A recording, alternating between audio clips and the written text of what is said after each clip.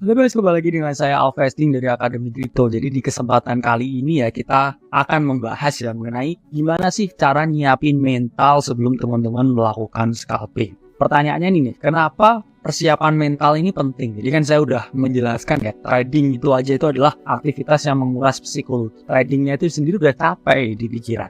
Apalagi kalau tradingnya ini gayanya scalping. Sehingga kan teman-teman ini udah trading sulit ya tambah scalping ya. Tambah altcoin juga ya, udah 3 ya. Itu ya, trading itu sendiri itu capek ya di pikiran dan psikologis. 2 itu scalping itu membutuhkan skill ya untuk entry dan exit dan lain sebagainya. Terus ketiga teman-teman trading ini altcoin ya, bukan Bitcoin ya. Bitcoin itu udah volatile ya, altcoin ini volatilenya malah 10 kali dari Bitcoin. Sehingga teman-teman ini udah secara psikologis ini budek ya istilahnya. Kemudian teman-teman trading yang gerakannya itu sangat volatile. Sehingga teman-teman harus ya menyiapkan mental. Kalau mentalnya ini nggak siap, teman-teman jangan harap bisa memperoleh keuntungan. Karena yang ada teman-teman bakal ya, saya jamin bakal memperoleh kerugian ketika teman-teman itu nggak siap mental. Jadi apa manfaat menyiapkan mental? Teman-teman ya, satu itu lebih siap menghadapi segala risiko.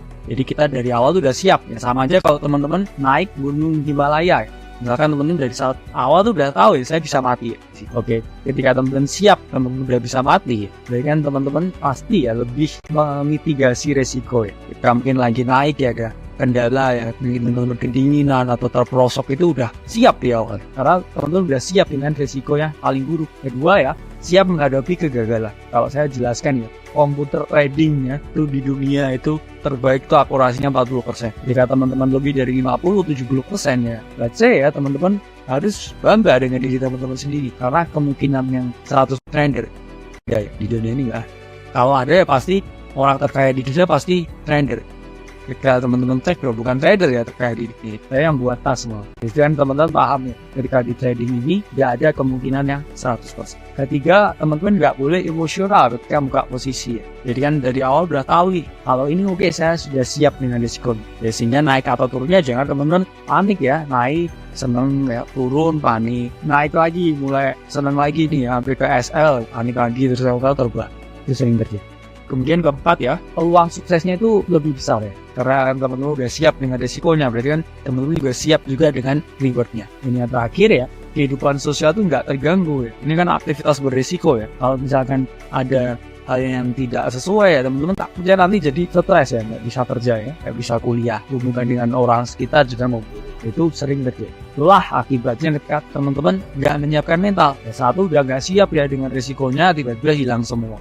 Stres. 2 ya, anggap aja itu dia selalu menang setiap trade ya. Menurut dia ini trading ini kayak ini ya, kayak dapat gaji ya, setiap bulan selalu dapat gaji. Ini adalah mindset yang salah.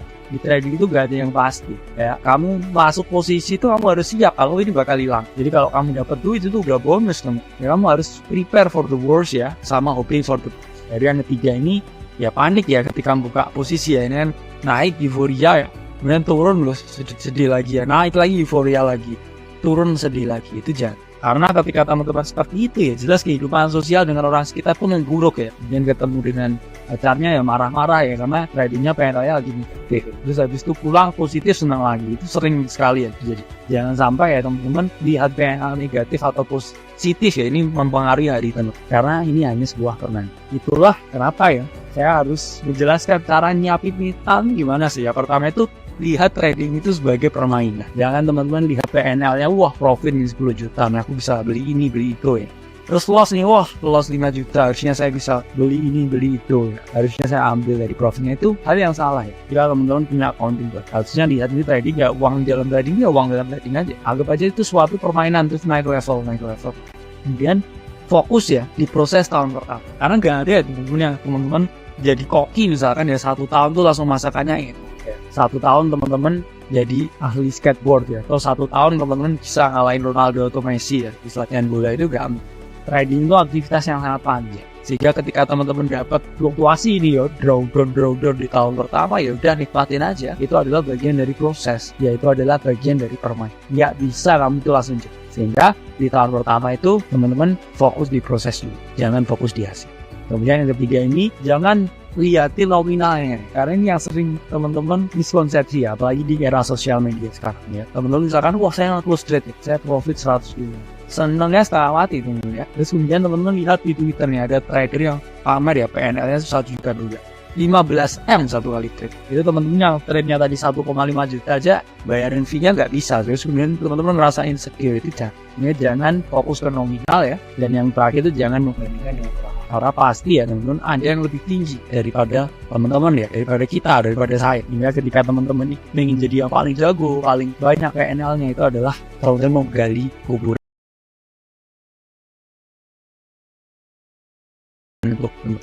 Jadi apa yang harus saya lakukan? Ini saya breakdown ya, sebelum trading, ketika trading, sama setelah trading. Pertama, sebelum trading, pastikan mood baik. Jangan teman-teman lagi berantem misalkan sama pacarnya, atau jangan kayak teman-teman lagi dipecat dari kerjaannya, atau ketika bisnisnya lagi turun, jangan trading. Karena mood itu ternyata ada ini mempengaruhi sampai 70% dari riset. Sehingga teman-teman pastikan dulu moodnya enak ya, situasi hati tenang, baru teman-teman bisa mengeksekusi trade. Kemudian kedua ya, teman-teman buat analisa yang proper.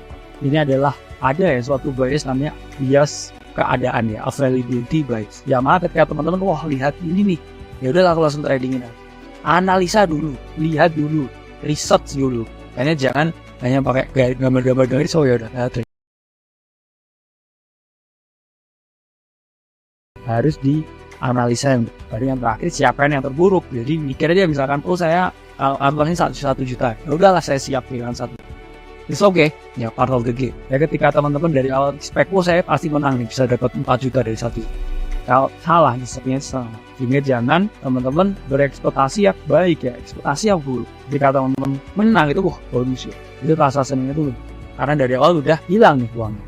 Jadi teman-teman harus punya mindset seperti itu. Ketika trading, jangan sering cek PNL. Ini yang sangat sering ya. Bahkan di Hong Kong itu ada penelitian ya teman-teman. Performa trading teman-teman itu 40% lebih buruk. Ketika teman-teman hanya melihat PNL. Wah saya PNL-nya plus berapa nih. Wah saya PNL-nya minus berapa nih. Wah saya harusnya gini. Wah saya harusnya gitu ya dengan uang ini. Jangan. Lihat chartnya, jangan lihat PNL. Dan juga jangan terlalu sering. Karena ketika teman-teman terlalu sering ya, teman-teman pengen nanti akhirnya close posisi. Ya. Karena itu udah nggak sesuai juga ya dengan trading plan yang teman-teman punya. Kedua, jangan cari validasi. Di trade, buka Discord sama nggak yang punya pendapat sama saya. Wah, habis trade, saya lihat Twitter sama nggak ya ini. Wah, ada news apa, itu hal yang salah. Karena ketika teman-teman trading ini jangan cari validasi orang lain. Teman-teman udah siap dengan risiko yang terburuk dan percaya dengan trading plan dan analisa dari teman-teman. Sehingga yang terakhir ini jangan merubah plan, teman-teman. Kalau udah plannya ini long, ya udah long. Jangan kemudian long tengah-tengah jalan, apa aku short ya? Itu tadi ada yang bilang ini short, ternyata tiba-tiba akhirnya ini udah salah gitu. Oke, dan yang terakhir setelah trading, jangan menyesali. Kalau dari awal itu udah ya teman-teman, ya udahlah aku udah siap hilang. Itu kan teman-teman nggak mungkin. Teman-teman akan menyesal ketika di awal udah ngasih. Sehingga bawa ini ke poin nomor 2 ya, ada kemungkinan balas dendam atau revenge trading. Sehingga gak puas nih sama trade pertama, aduh kok aku minus ya 1 juta, wah kok cuma TP 3 juta, harusnya bisa TP 5 juta, wah trade lagi lah. Itu malah salahnya sering ya. Apalagi ketika teman-teman revenge trading itu biasa size-nya lebih besar dan setup-nya gak terlalu siap. Ini masih bisa naik nih, aku udah TP duluan, ya udahlah aku double size-nya, langsung turun ke bawah teman-teman. Profitnya tadi malah hilang, sekarang malah itu sering banget. Dan yang terakhir, jangan menyalahkan diri, karena trade itu trade ya. Jangan sampai bikin hashtag bukan call dan sebagainya, itu cuma ide. Ketika teman-teman risking 1%, nggak ada chance ya teman-teman itu menyesali. Ini hanya permainan, pure game, number game, permainan.